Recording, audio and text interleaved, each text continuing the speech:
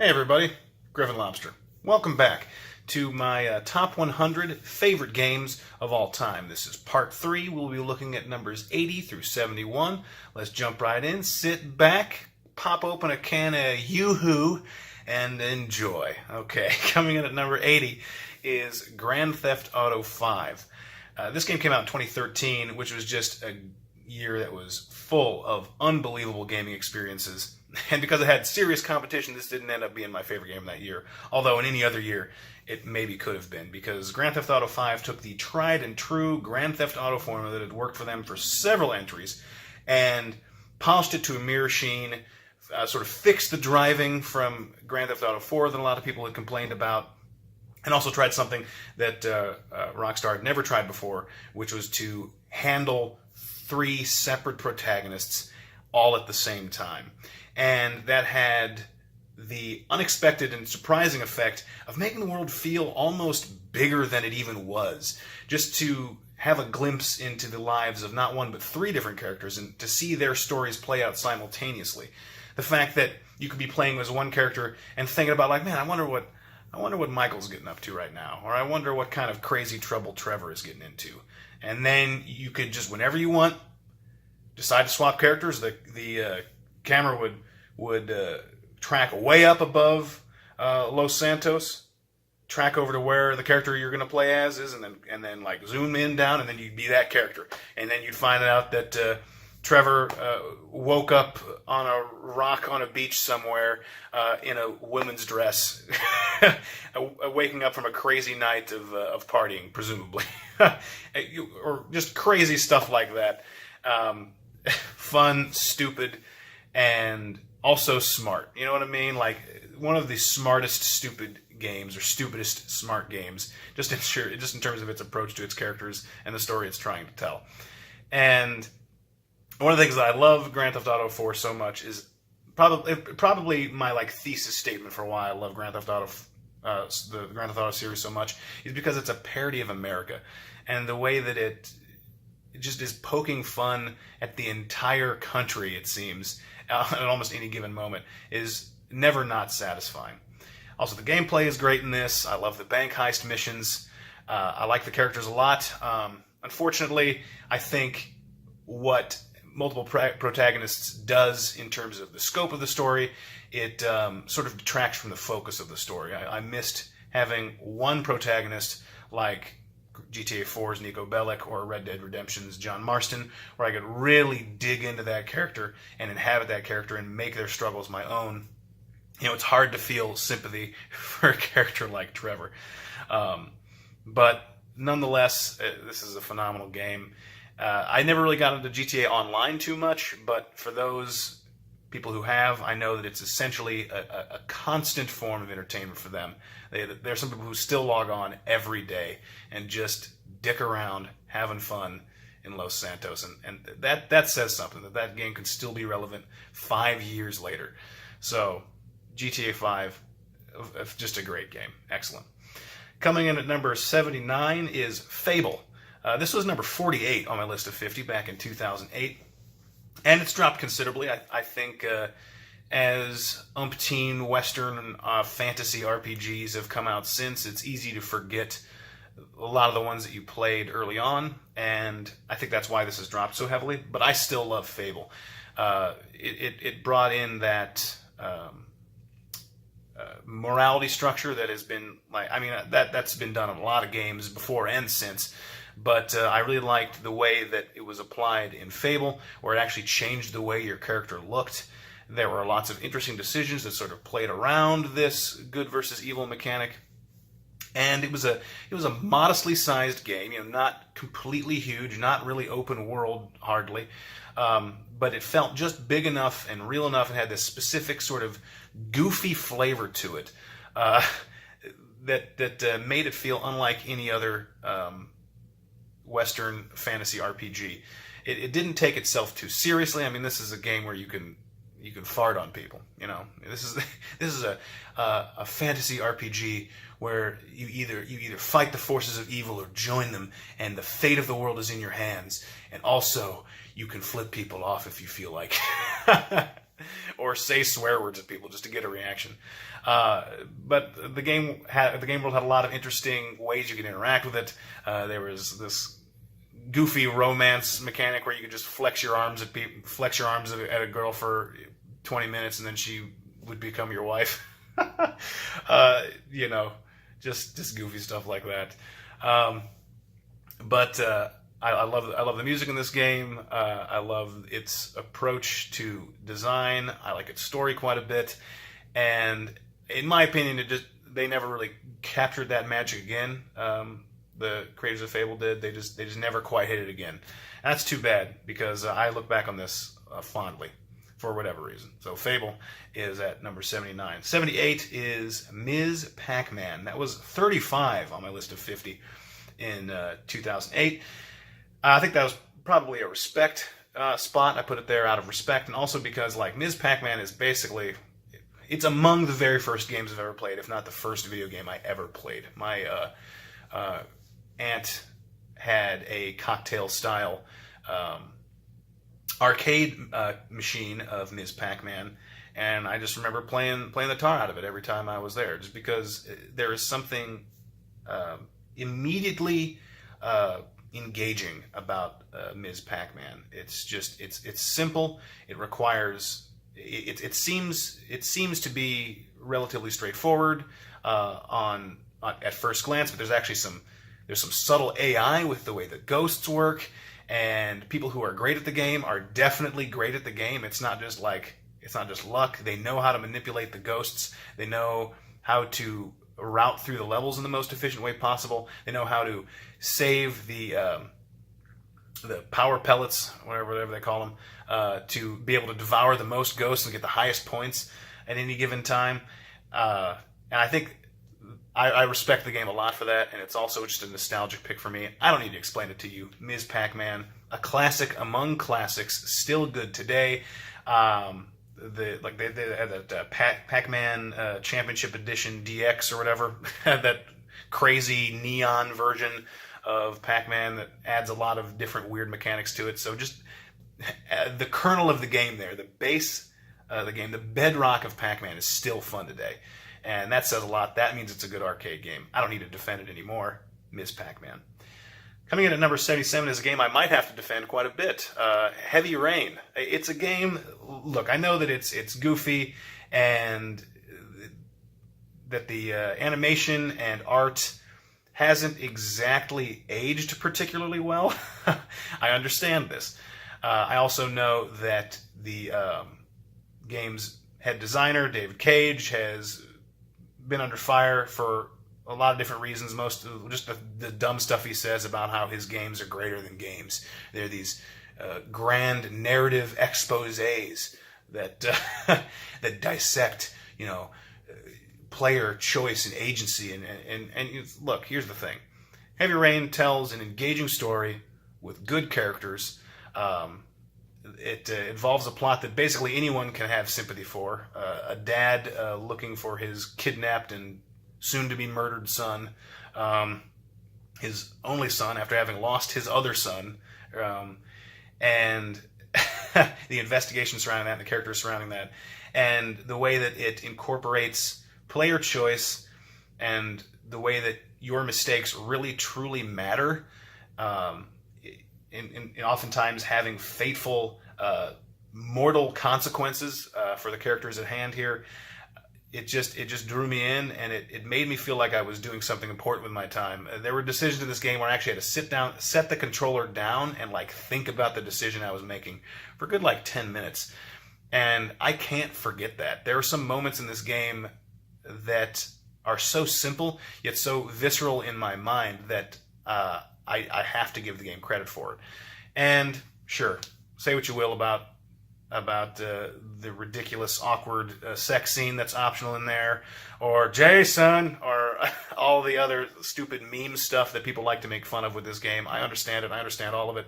I understand that quick time events aren't everyone's cup of tea, but for me, I played it once. I crafted a narrative, and I like to keep that just this perfect gem in my memory, if you don't mind. I'll probably never go back and play the game again because I'll have that illusion shattered. But for me, for now, I like Heavy Rain. I like the time I spent with it. And so here it sits on the list, for sure. All right, coming in at number 76 is Overwatch. Hi, Tracer. Overwatch is a game that made competitive first-person shooters fun for me again. I got pretty into Call of Duty for a while. I mean, obviously I was into Halo back in my high school years and early college. And then I stopped for a while, and then Call of Duty came around, and I was really into that. That was more like the mid-college years. And then it just got to feel a little bit like work. Like it was hard, and it was gritty and serious, and you used a noob weapon, you know, and I almost got angry more often than I got happy playing those games. And so I just sort of came to this realization one time that I was not enjoying my time, and I stopped playing competitive first-person shooters for a while.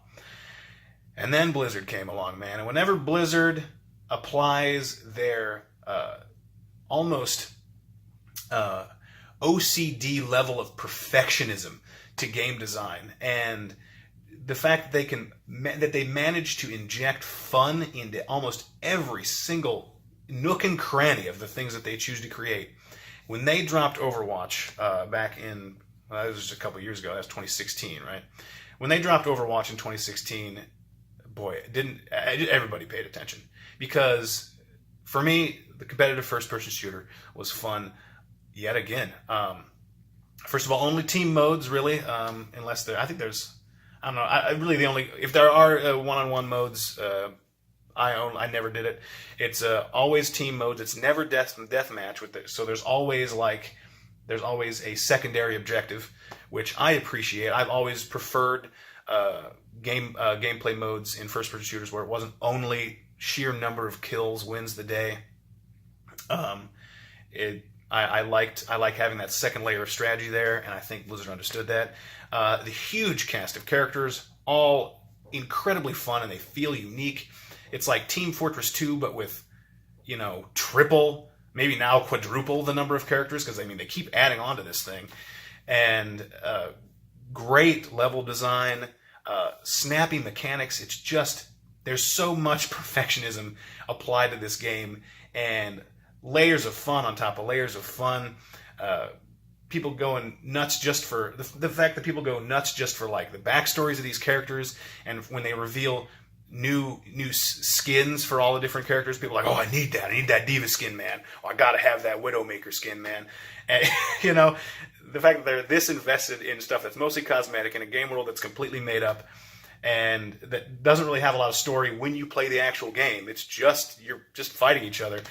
It's phenomenal, and it says a lot about what the sheer talent that Blizzard has when it comes to crafting their games and putting their game worlds together. Unfortunately, I've fallen off the bandwagon. I think if you had asked me back in 2016, this would have been much higher on the list. But I still respect the game. I still play it from time to time, and still have a lot of fun with it when I do. Overwatch is an incredibly designed first-person shooter. And basically, if you're looking to get into a competitive first-person shooter these days, if you don't mind the more cartoonish aspect of it, I couldn't recommend a game better than that in terms of a modern game that's still relevant and still good. Overwatch. Speaking of first-person shooters, number 75, Halo 2. Didn't I just mention Halo? I probably don't need to talk a whole lot about the Halo franchise. There will be other Halo games that I'll include further on this list. Of the main trilogy, Halo 2 might be my least favorite, which might be a controversial thing to say. I think there's some people who think that Halo 2 is the best game of the original trilogy. For me, I also really, really enjoyed the campaigns, though. I was just thinking the other day, I was like, man, I saw some gameplay of a Halo campaign, and I was like, man, I could go back and play through the Halo games again right now, just play the story, because that's how good they are. The game world, the mechanics, all of it, I don't need to defend it, really. Halo is essentially timeless. But Halo 2 was my least favorite campaign, and I think that sort of colors my memory of the entire game. And when I think back on my time with Halo multiplayer, it becomes sort of this big blob of all the games sort of wrapped into one. And I think I mean, while I spent umpteen hours in the multiplayer here on Halo 2, I'm sort of trying to rank these based on how I like their campaigns, just because for me, the multiplayer, once again, is just sort of one entity in my mind. And so Halo 2 drops here. So there will be, I may have spoiled my list again, there will be some more Halo games later on this list. So I'll talk more about the series maybe when I get to those. But for now, Halo 2, I really don't need to say more. Just an excellent first-person shooter. Coming in at number 74 is the original, the OG, Super Mario Brothers. Looking at you, pal. This was at number 18 on my list of 50. I think that was another respect spot in terms of 2D Mario platformers. I think the original Super Mario Brothers obviously set the trend. It was the game that started it all, but is definitely not my favorite Mario game, not by a long shot. And I think putting it at spot 18 was a respectful thing to do, but probably not actually indicative of my opinions. And I think it fits much better here. Super Mario Brothers, I can't tell you how many times I've played that game and beaten that game. It's timeless. It's great. You know, Stompa Goombas, man. You know, Fire Flower, dude. A Warp Pipe, you know. Man, the endless jumping Cheep Bridge.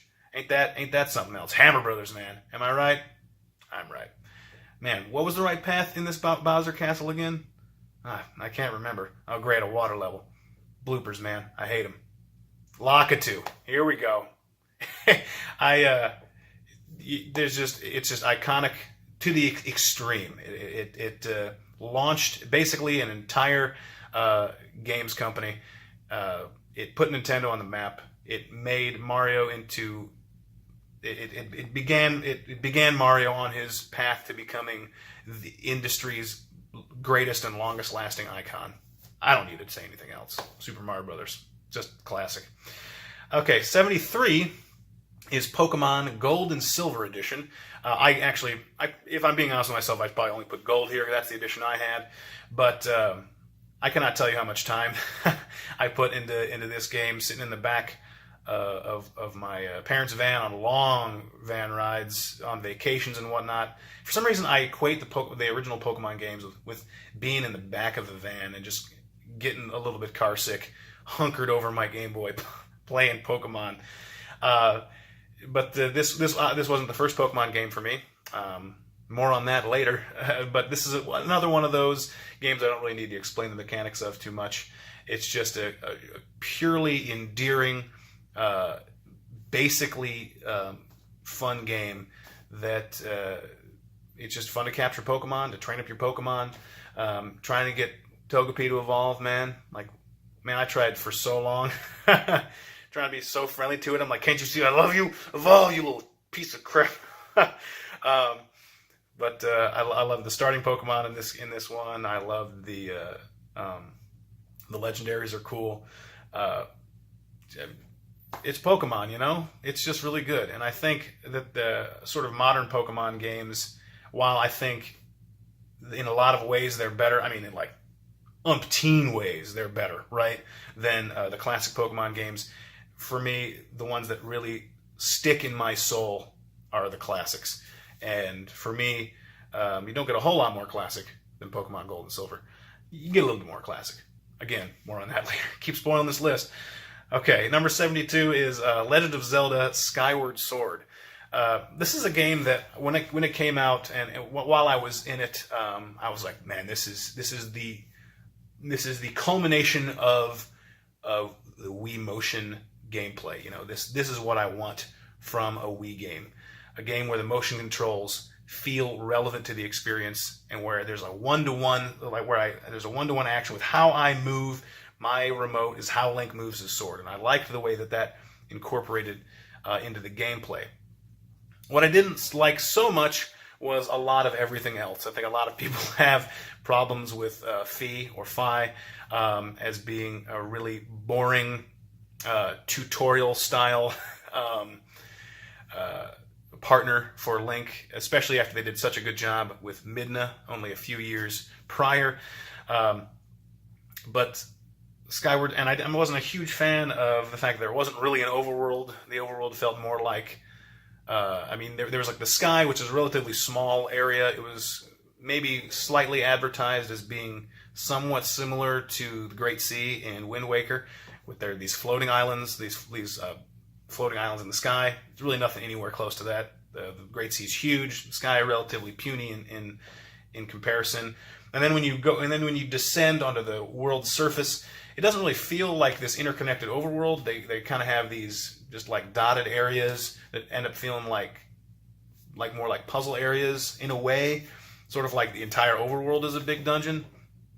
But I think that a lot of the reasons to enjoy Skyward Sword are still legitimate and need to be considered. I think the dungeons are great.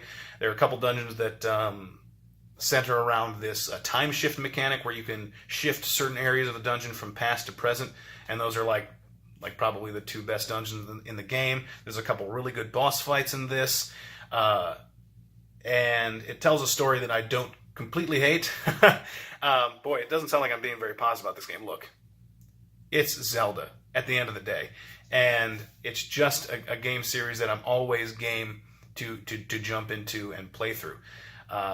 I don't really see myself going back and playing Skyward Sword again, but I respect it a lot for what it chose to do with its game world, with its art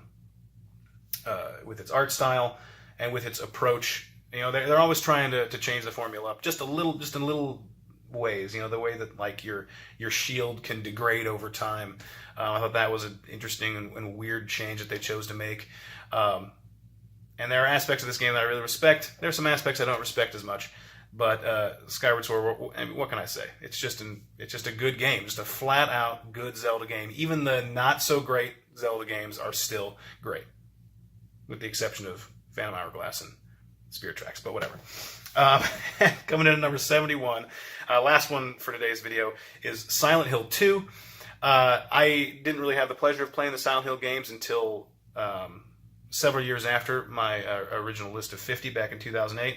I've only played Silent Hill 1 and Silent Hill 2, but Silent Hill 2, I sort of got the hype. When I played the first Silent Hill, I wasn't really getting the craze, but like Silent Hill 2, I understand why people love that game. Boy, do I ever. The atmosphere is completely oppressive and strange, and you know that there's like a hidden or second meaning to almost everything that you're seeing. But it's not necessarily completely clear what that is until you sort of piece it together yourself, or look online and see what fan theories say. Pyramid Head, he's iconic for a reason. Just this strange, deranged villain that stalks you throughout the game. It's a game that still manages, despite its relative lack